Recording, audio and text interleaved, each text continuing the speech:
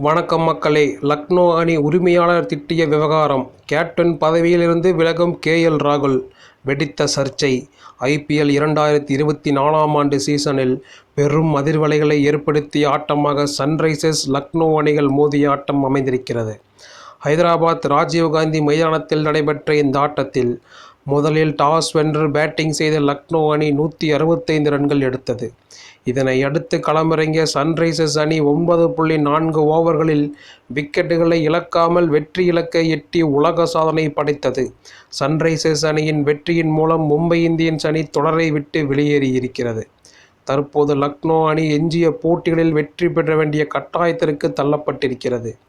இந்த நிலையில் KL ராகுல் பேட்டிங் பெரும் சர்ச்சையை ஏற்படுத்திய நிலையில் தற்போது அதனையெல்லாம் மிஞ்சும் அளவுக்கு ஒரு சம்பவம் நடைபெற்றது.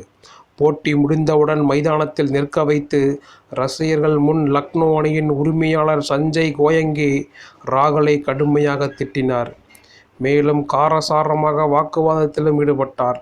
இது பெரும் சர்ச்சையை ஏற்படுத்தியது. KL ராகுலை எவ்வாறு இதுபோல் அவமரியாதை செய்யலாம் என்று ரசிகர்களும் போர்க்கொடி தூக்கியிருக்கிறார்கள்.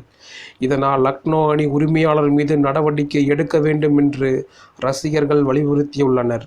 இந்த நிலையில் சன்ரைசர்ஸ் அணிக்கு எதிராக அடைந்த படுதோல்வி KL ராகுல் மனதில் வெகுவாக பாதித்திருக்கிறது. மேலும் லக்னோ அணியின் உரிமையாளர் வெளிப்படையாக அனைவரின் முன்னும் KL ராகுலை திட்டிய சம்பவமும் அவருக்கு தலையுடைவை ஏற்படுத்தியிருக்கிறது. இதனால் ஏற்பட்ட மன உளைச்சல் காரணமாக கேப்டன் பதவியில் இருந்து KL ராகுல் விலக முடிவெடுத்திருப்பதாக தகவல் வெளியாகியுள்ளது. டெல்லி மற்றும் மும்பை அணிக்கு எதிரான ஆட்டத்தில் லக்னோ அணி பெரிய ரன்கள் வித்தியாசத்தில் வெற்றி பெற்றால் மட்டுமே பிளே ஆஃப் சுற்றுக்கு செல்ல முடியும். இப்படி இருக்கும் சூழலில் தாம் பேட்டிங்கில் கவனம் செலுத்துவதற்காக கேப்டன் பதவியிலிருந்து விலக முடிவெடுத்திருப்பதாக IPL வட்டாரங்கள் தெரிவிக்கின்றன. ராகுலின் இந்த முடிவுக்கு அணி உரிமையாளர்களும் எந்த தடையும் தெரிவிக்கவில்லை என்று செய்திகள் வெளியாகியுள்ளது. இதனால் ராகுலும் அடுத்த சீசனில் லக்னோ அணியை விட்டு வெளியேற அதிக வாய்ப்பிருக்கிறது.